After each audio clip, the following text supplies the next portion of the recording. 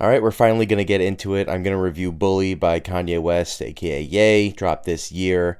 As a music fan and critic, I saw it as my duty to be the one that takes in this album for others that don't really want to. So, on your behalf, here's some context.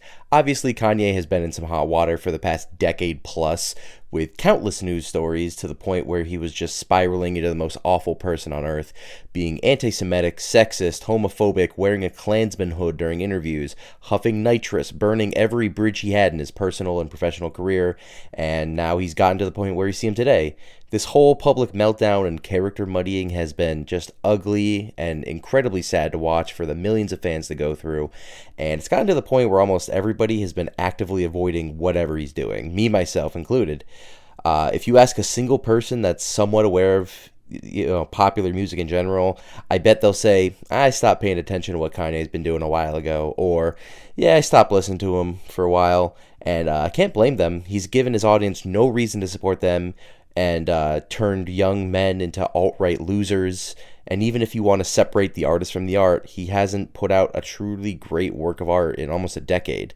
Kanye fans are the poster boys for why can't you separate the art from the artist, because on paper, I'd agree with that. Kanye's not the first problematic artist I've been a fan of previously. He's just so open and honestly makes it a part of his art at every chance he gets. He's the one that sold t-shirts with swastikas on them and compared himself to R. Kelly and Hitler on his terrible Vultures albums. And that's barely scratching the surface. It got so bad that I never listened to Vultures 2 because I knew what it was going to be. He's also the one that called himself a Nazi and made a track about when he sucked his cousin's dick.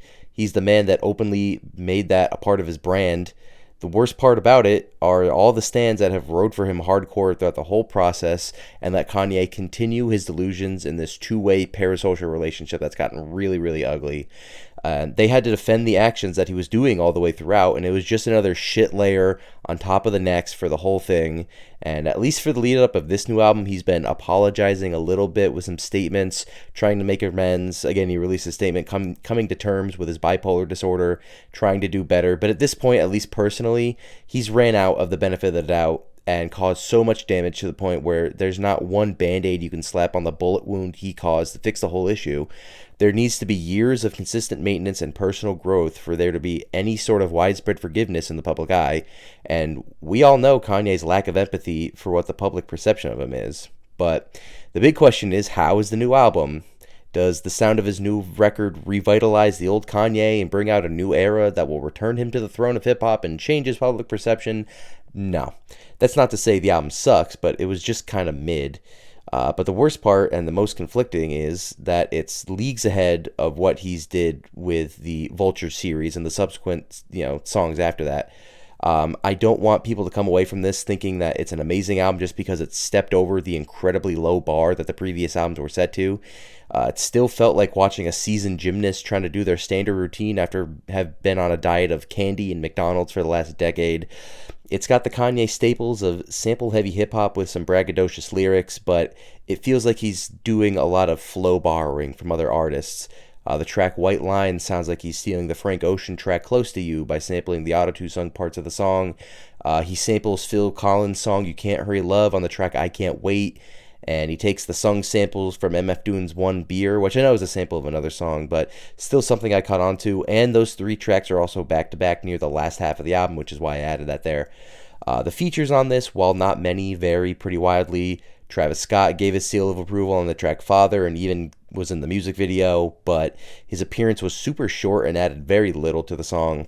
Don Toliver shows up here too and also adds not a lot at all, which makes me wonder why he even appeared on this at all. CeeLo Green was pretty good, but nothing too flashy. There's also Andre Troutman, who has two features and mostly takes over the majority of the tracks with his auto-tune heavy singing and possibly has a hand in production as well. While they weren't bad tracks, I just left confused as to why Kanye was so comfortable with him taking up a lot of the runtime on them. And finally, there's Peso Pluma, a Mexican artist who I've enjoyed before, but brings a strange vibe to this album. It doesn't really mold into any of the other tracks in the track list, and he has Kanye singing in like Spanglish on here. This sounds just as cringy as when Drake did the same thing on the track Meet Your Padre a while back. That's the majority of the album in a nutshell, but one last thing I wanted to touch on was Kanye's usage of AI in the past few years. There are several interviews of him proclaiming that AI in music will be the future, and he's used it several times on his last couple of projects. But while he said this album doesn't have any on it, has he done anything to earn your trust? Some of the songs I think are decent could be made by another artist, and he slapped his AI vocal filter on them to call his own. So just figured I'd mention that. This album should have just been an easy layup for Kanye. Not only the lowest bar he's set for himself in the media, but for the current state of hip hop right now.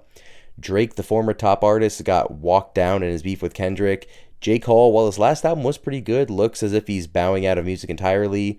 All his other contemporaries are either aging or, were in the Epstein files or something, like Jay-Z or something. Some of them have qualified for both of those. He could have made some poppy sounding sample heavy rap with some decent bars, but he kept name dropping old washed up actors or saying little to nothing at all on this, and it just landed with a thud upon my several listens of this. My only positives are that there was a touching moment dedicated to his mother where he used an old audio clip of him and her discussing a track and praising him.